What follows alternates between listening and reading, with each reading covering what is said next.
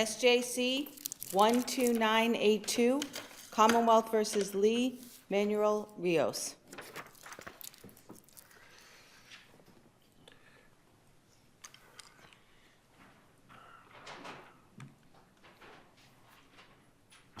Okay, Attorney Reedy. Good morning, Your Honors. May it please the Court. My name is James Reedy, and I represent Lee Rios. If I could start, I'd like to start with the shot spotter issue. The shot spotter evidence was a key factor in the jury's verdict. The Commonwealth argued it provided hard evidence, as they said in their closing, to corroborate the cooperating witness's testimony. Can you, I want you, that would be very helpful to me if you could be more specific, because from what I understand, bullets are found next to the body, right? So there is. So is there really any doubt of where he was shot? So there is one casing found, I believe approximately 7 feet from the body. There were 4 shots in total. Well, excuse me. ShotSpotter said there were 5 shots. There were 4 wounds or 4 gunshot wounds to the victim. There was one to the back of the head, one to the neck, one which was a through and through from the upper arm to the lower arm, and then one to the lower leg. 3 slugs were recovered at the autopsy: the head, the neck, and the leg, which would have left 1 slug. However, there was only one, as far as the evidence was concerned, bullet hole in the sweatshirt that the victim was wearing at that time. And the bullet hole was towards the upper right arm. So the question becomes, could that have been a slug that was lodged within or trapped within the sleeve that was then deposited at some point when the body was dropped there? And I would say it wasn't produced at trial, but it was part of the evidence at the motion for the trial, that there was no reporting of gunshots in that area that night, including from the resident of the building by whom the body was found next to.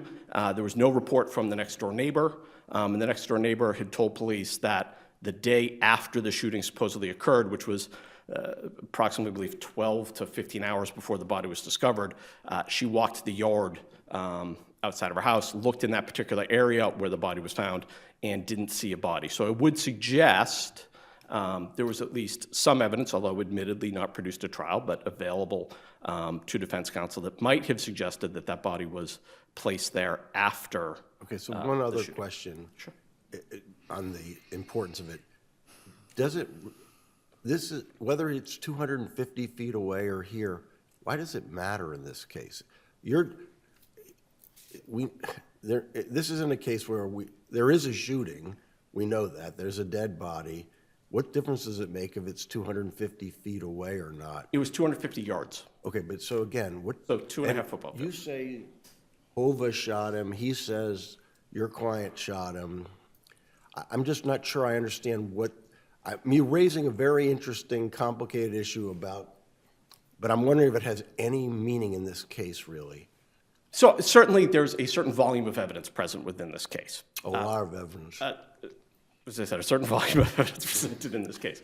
I do think, though, that if you look at how the Commonwealth structured their argument and what they had said to the court was, at one point during a sidebar conversation, that the Commonwealth said that I don't think half the evidence is going to mean anything here if the jury doesn't believe Medina's testimony. Medina was one of the cooperating witnesses, one of the witnesses who had been charged relative to the homicide as part of a conspiracy, and was essentially the Commonwealth's principal witness within this case. What ShotSpotter did was provided a scientific backbone for the Commonwealth to say you should believe these cooperating witnesses. You should believe it sort of provides the overview by which the jury should look at this case, because no matter. Give me a specific example of how the ShotSpotter corroborates Medina. Just that the shooting occurred at about 3:23 a.m. on March 24th. She says that. 2:32? 2:32, I'm sorry. I said 3:23. Thank you, Your Honor. She says that? Because she's not there. Well, she does say that that the body's found soon thereafter, that she goes with 2 other individuals and finds the body. She says the defendant is in the area at that time. She says the defendant has called her immediately after the homicide to tell her that the shooting just occurred. So it provides corroborating evidence for what she said, the timeline that she lays out But isn't for how the that fact homicide that occurred. the body is exactly where the defendant tells her it's going to be, that's pretty good corroboration as opposed to whether the shot spotter does The it. body is exactly where Medina tells the police the defendant told her the body was going to be. And that Medina doesn't give that statement to the police until after the body is found in the middle of daylight in a very public area with a crowd gathered around the body at the time that it's discovered. So it's not as if Medina says to the police before they find the body is located at 1470 Dwight. She says the body was found at 1470 Dwight after the body was found at 1470 Dwight.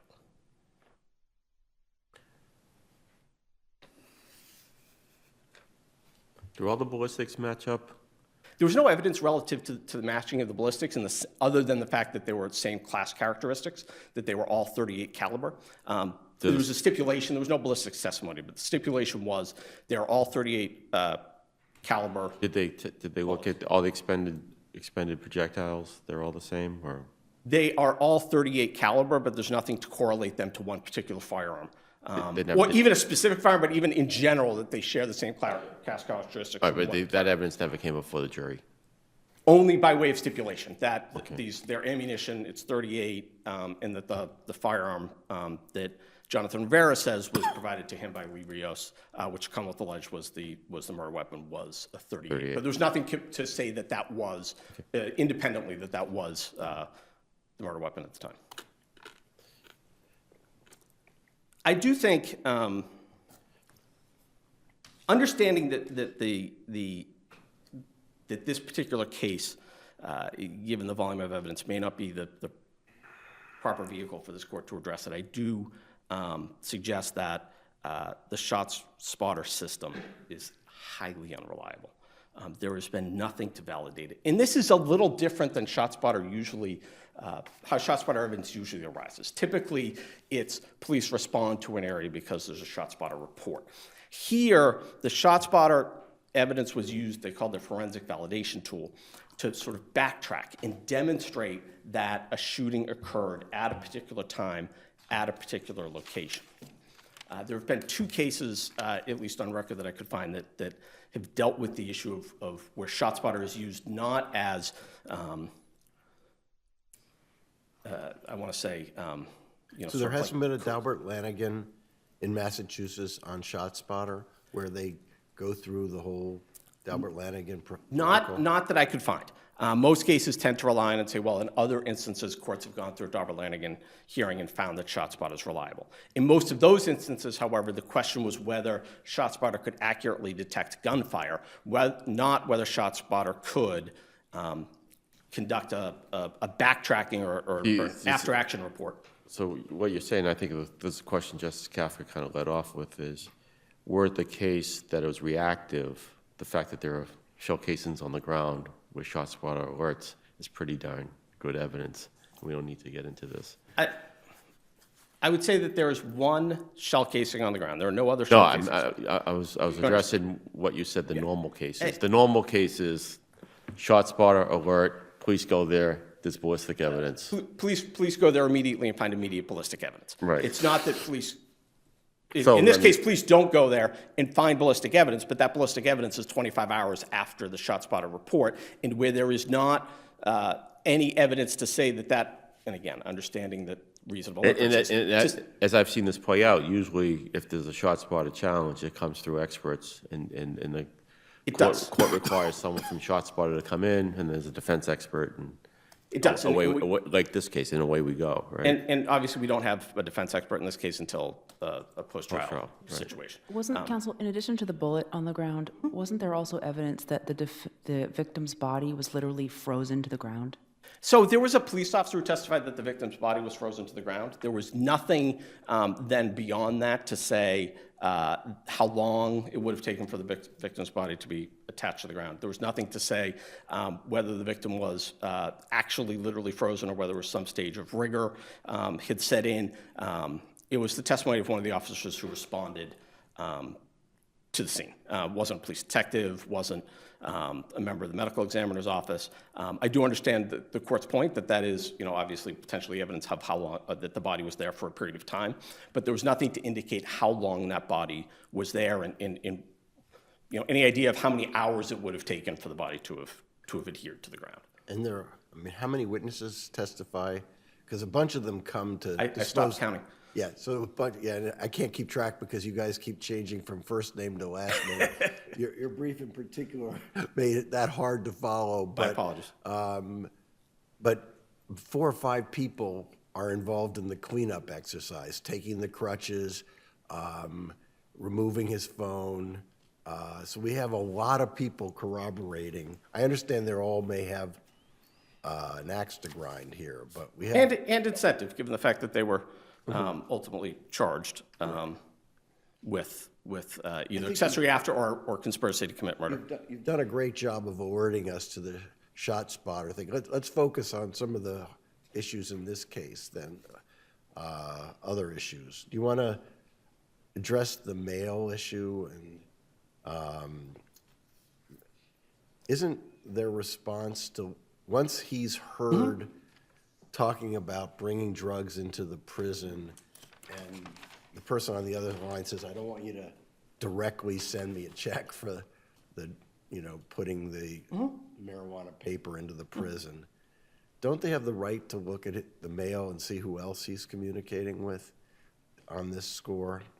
I would say that I would suggest, let me take the check issue. In order for a check to be issued from the prison, it's not as if Mr. Rios could go back to his cell, write a check, and put it in an envelope.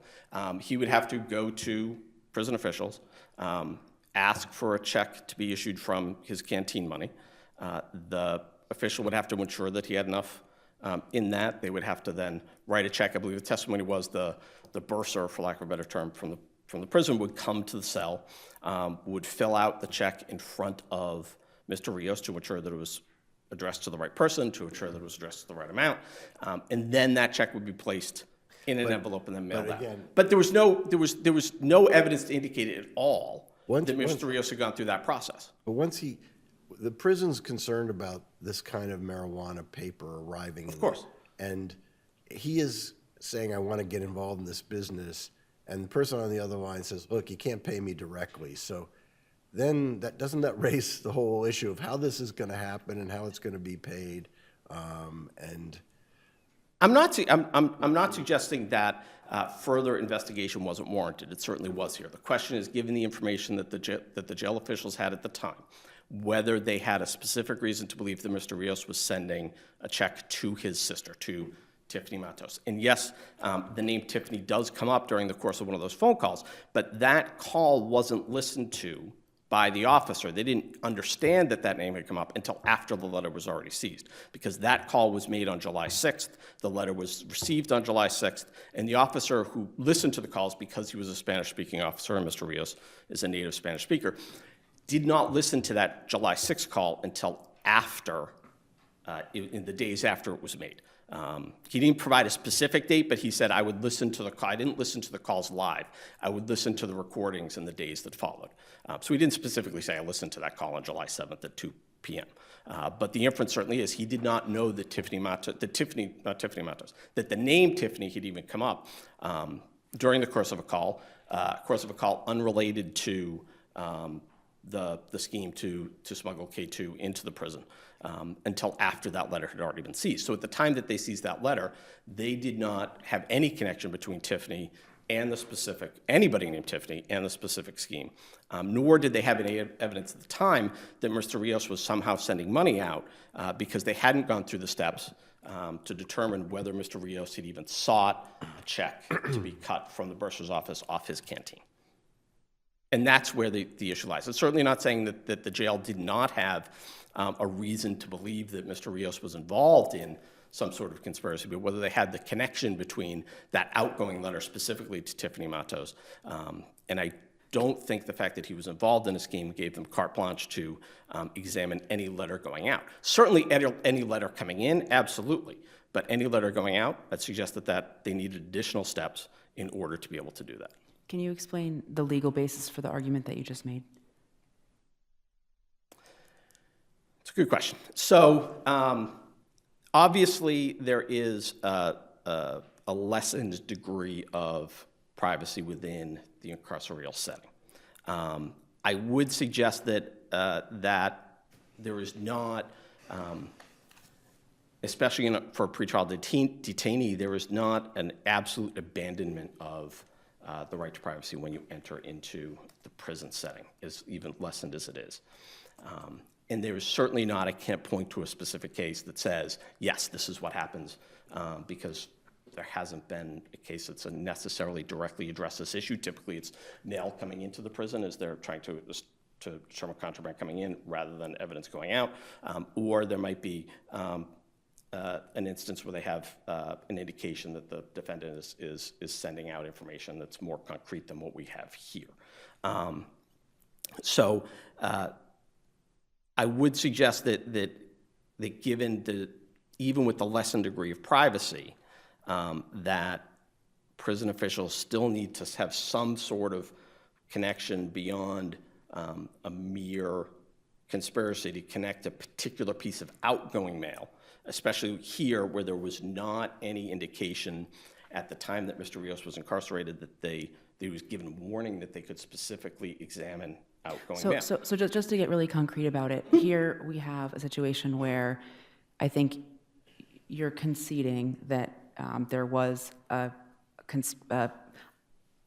activity afoot where the defendant, that they had reason, the prison officials had reason to believe that he was trying to orchestrate bringing drugs into the facility, specifically using the mails, not in any other way. Correct. And so it's hard for me to concede. It's hard for me to say otherwise on these facts. Yes. So taking that as a given, you're saying that there is some sort of standard that at that point, having that information, they cannot just start reading all of his mail on the basis that he is engaged in a scheme to try and bring drugs in, and they have to apply some sort of legal standard to which mail they're going to read. And what is that standard? So what I'm trying to draw a distinction, though, is between incoming mail and outgoing mail in this sense. Well, no, that's my question. Okay. So sorry. you're saying because he I think was the guy he was talking to on the phone Peter? Was that what he was? Peter. Yes. Peter. Yes. So are you advocating what I'll glibly call a Peter standard, that he could only read his mail to Peter? No.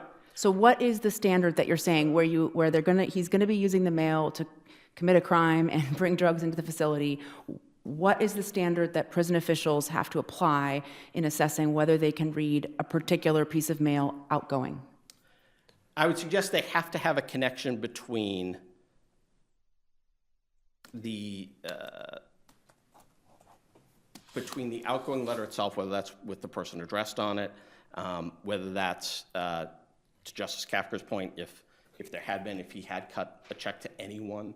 Well, at that point in time. they can send, but someone in prison can send letters to people that say, pass this along to so-and-so. So let me also say this, which just struck me. I also think that they have to provide some sort of notice to the defendant that the outgoing mail can be read. There is notice here certainly that his incoming mail could be read. There was notice that his phone calls would be recorded. Is this part of the prison regs? I'm sorry? Is this part of the prison regs, prison regulations? So the prison regs were included within the appendix. If you look at it, they actually never say that we can look at outgoing mail. They just say mail, right? It says mail, but then it says incoming mail specifically. There is no suggestion. I shouldn't say that. There is nothing concrete within the regulations itself that says they can scan incoming. Outgoing. But there was a policy specifically that was available in the law library, was there not? So there was a policy that was in the law library. Defendants weren't specifically given notice that there was a specific policy relative to mail. They were told, look, if there's not any other regulation you want to find, you can look at what's in the library. The actual regulation that was produced by the Commonwealth was a regulation that was issued subsequent to I shouldn't say that, was dated subsequent to the defendant's incarceration. And there was no connection to say that the policy that we have we've introduced was the same policy that would have been available to the defendant at the time that he was incarcerated. Now, that policy is dated prior to July 6th, but the defendant was incarcerated in April. The manual says, if you want to know anything else, go look at the regulations. There's no indication that he would have been, that regulation was in place at the time he was incarcerated, nor is there any information that would say that he was provided notice of the change in regulation. I would say one of the important things when it comes to recording phone calls is that notice is provided. And I haven't been able to find a case where the court says, yeah. But that's because they plaster it on every phone call. Absolutely. And if the defendant had been told by a prison regulation that says your outgoing mail can be scanned, I can't raise that issue, to be frank. The question becomes, to what extent did he have notice that the outgoing mail could be scanned? There would have to be a regulation provided so the defendant is provided. But wouldn't it be such common sense that the defendant would know that he can't provide payment for his marijuana deals? He can't use prison mail to pay for his marijuana deals? Well, it would be common sense, but that's actually not what he did here. He sent a letter to his sister. And so it's not whether there would be common sense the defendant would know that outgoing mail could be used to pay marijuana bills. It's common sense that he knew that his mail could be scanned. He's engaged in this scheme to sell weed paper using the mails, right? I'm using weed paper from now on. Okay. I think obviously whether he knew or not is a different story. I think that whether he should have known that importing weed paper into the prison was a serious violation of prison regulations. Whether he knew that his outgoing mail could have been seized, even regardless of the fact that he was potentially involved in a scheme to import that into the prison, I would suggest is a different question. But it's clear that he didn't know they were reading his mail. He wouldn't have written the letter if he knew they were reading his mail, right? That's a friendly question. Let me put it this way. I would hope not. I would hope not. On your analogy to the phone calls, do you think those are affected at all by the Wiretap Act and the requirement in that act that notice be provided to both parties that the recording is happening? So it's a question I didn't consider, but I think is a general concept, although I don't know if it was specifically addressed in this case, but when you get a jail call, you're told that the call is being recorded. And I do think courts have found that the notice within, as long as it's posted in a clearly visible area, that the notice provided to inmates is certainly enough. Right, and so that would account for the fact that the mail might be treated slightly differently than... I would suggest it doesn't necessarily indicate that the mail would be treated entirely differently. I do think that, for instance, simply because there's a post-it or a poster that says your phone calls are being recorded. Now with email, the prisoners are able to maintain. They're also told separately that their email is also subject to being reviewed. I think if they weren't told that, there could be an expectation, given the fact that the prison officials have told you this is being subject to monitoring, but you're not told that something else is subject to monitoring. A reasonable person could conclude, well, my phone calls are being monitored, but no one's told me that my email is being monitored. No one's told me that my mail is being monitored. They'd tell me if it was. Okay, And seeing no further questions for the court, thank you. thank you. Okay, Attorney Lynch.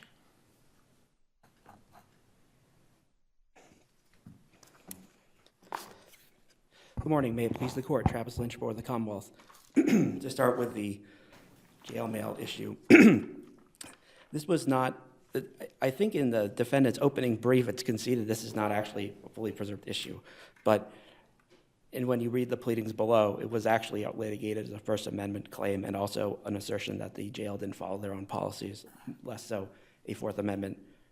Fourth Amendment's not even cited in the original motion. And there was no development of an Article 14 claim below either. So I think we're limited to substantial likelihood. And at the threshold, the defendant doesn't say at the outset, I didn't know that my mail would be monitored. And so I would rely heavily on the Miller case, where the court really went no further than he didn't establish that he knew or was unaware that they would be monitoring his mail. To the somewhat to the somewhat friendly question regarding, did the defendant actually know that they were monitoring his mail because he said all sorts of horribly incriminating things in there? He was making telephone calls on a recorded line that he knew was being recorded, talking about importing dangerous narcotics into the jail. So, so I don't think that even if he knew, I don't think that would have stopped him from incriminating himself in communications. I don't think that the wiretap statute has any applicability to a letter because it's not a oral. I'm not sure. I wasn't really sure what your question, what Your Honor's question was to counsel. But obviously there's no question about the ability of the jail to monitor the telephone calls. That's not an issue here. He has actual notice that the jail is monitoring his phone calls. Can I ask you to address the shot spotter issue? Sure. This is not a case, I don't think, there was no Daubert-Lanigan motion in this case at the initial trial level. There's never been a request for a Daubert hearing. What was the motion that was made? Essentially, it was, ShotSpotter won't give us enough information to litigate a Daubert claim. Again, when confronted by the trial judge, trial counsel says, no, this is not a Daubert motion. I'm paraphrasing, but that's what she says. So it was a preface to a Daubert in order to get the information in order to make the Daubert showing. That's my understanding of the point of their motion. And then they had the voir dire in the middle of the trial. And then the judge said, you have enough to have made a challenge if you had chosen to. I would note this case was heavily litigated. It was a 2015 indictment, and it comes to trial in early 2018. I've lost track of the number of pretrial motions to suppress. There were multiple evidentiary hearings. The only one that's on appeal here is the pretrial, the jail mail issue. It's not as if they couldn't have made that argument before. Did the Commonwealth make much of the shot spotter? I mean, I can see they're not so focused on it. Did you belabor it? Because I just don't see its relevancy here. But did you go around saying this corroborated the witness testimony in a number of occasions? I haven't read these transcripts yet. Oh, when I okay. read the transcripts, am I going to find the prosecutor jumping up and down saying, and this is confirmed by the shot spotter, and this is confirmed by the shot spotter? The trial prosecutor does say that the testimony of the trial witnesses is to a degree, like he does say it a few times in the transcripts. I would agree with that. Mm-hmm. But he's also saying things like, they're also corroborated by things like the telephone records, because there's a variety of people are making cell phone calls all throughout the events of this case. Mm-hmm. Those records are also in evidence. I didn't get into it in great detail in the briefing, but those records were in evidence. So trial prosecutor is saying they're corroborated by the shot spotter, they're also corroborated by telephone records. So it's true that he said that we did rely on it below, but mm-hmm. It just wasn't, I don't think it was as nearly as important as defense is making it out to be on appeal here. Mm-hmm. And again, and what difference would it make if it were 250 yards away versus, because they seem to have a pretty good point that the echo, removing the echo and rejiggering the location is subjective, and they would have been able to show that much better. But does it matter whether it's 250 yards away or not here? I don't think so, because there's evidence that places the defendant and the victim in this area, right? Inferably, right before the murder happens, there's the testimony of, I believe her name was Melendez, mm-hmm. and the taxi driver that establishes that they go to this area of Springfield. The taxi driver drops them off on Calhoun Street. The body is found near 1470. I believe that's the address of Dwight Street. Calhoun and Dwight Street intersect. 1470 is at that intersection. So the taxi driver drops them off right near where the body is found, essentially. And It was a discharge, it was the remains of a bullet. It wasn't, I believe the evidence was, it was the remains of a bullet was on the ground, not shell casings. That's my recollection of the testimony. And it was, the body was found frozen to the ground. So we don't have a Daubert hearing in this case. There's a common law newly discovered evidence claim. The judge said it's not really newly discovered, given that the testimony was 6 months before the Green testimony. How would defense counsel reasonably have known about Green's testimony in California 6 months earlier? Well, there was a newspaper article about it that could have been found. Where was that published? It was in a San Francisco area newspaper and was, I mean, I'm not sure if I presume it was available on the internet because that's where I found it and that's how I brought it to the attention of the trial judge. Also, And Green had previously testified that ShotSpotter was reliable. Green had testified, yes, in some other state, and it was noted in a appellate decision that. So why would defense counsel reasonably be trolling the internet for an expert named Green who had previously sworn that as the ShotSpotter technology was reliable for his subsequent different testimony that it wasn't? How is that reasonable? Well, the article is about ShotSpotter, so I think you would be looking for information about ShotSpotter. That would be my point. But again, even if it's not, I mean, setting aside the question of whether it's newly discovered, for all the reasons that I've already stated, there's no doubt cast on the justice of the conviction. The trial judge himself says this trial evidence was completely overwhelming. Maybe he didn't use the word completely. He said overwhelming. And on appeal, this court has to defer to that because he was the trial judge.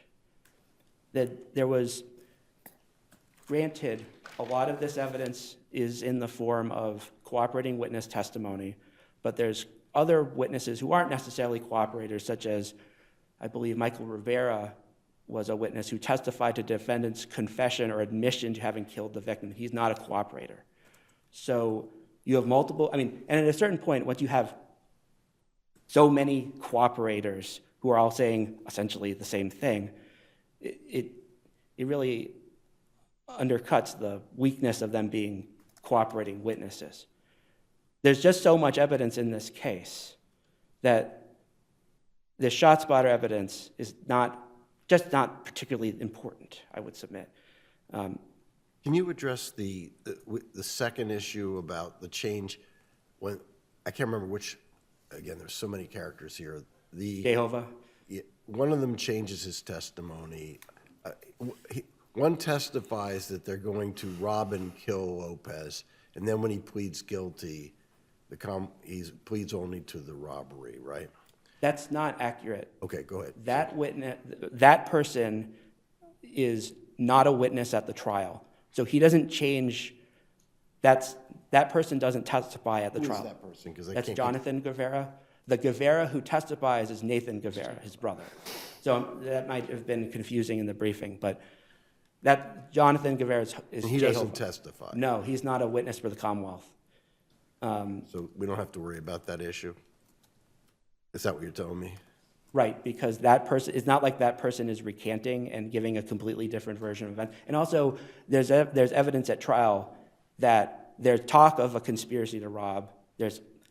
And all really that this plea is, that's all that he was willing to plead to. Mm-hmm. And also, it doesn't matter for an additional reason, because while he's simultaneously pleading guilty to conspiracy to rob, he's saying, I'm also a accessory after the fact to murder, and the defendant is the person that I helped.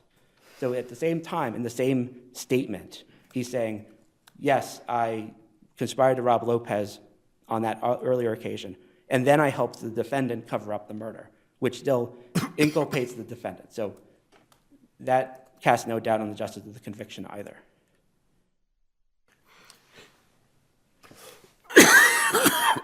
Regarding the 33E issue, if a fact finder accepted the testimony of these witnesses, it's obviously first-degree murder. There's no reason to reduce the verdict. The other point is we agree with the Guardado claim. There are other firearms convictions that are not affected by the Guardado issue here. The improper sale of a firearm and the illegal or the improper storage of a large capacity weapon where children were present, for which the defendant received a consecutive 14 to 15-year sentence on and after the murder. So you're just conceding on the licensing issue? Correct. Is that clear in the briefing that you just made that point? I did concede that I think I identified the counts. Okay. But Guardado only applies to some of those counts. Right, because lack of license is not an element of improper storage, and, well, I don't think there's any briefing about whether there's a licensure component to improper sale, but that's not before the court. We're just conceding on the Guardado issue as to the 10A and 10H convictions. I'd ask that you affirm otherwise. Thank you. Thank you.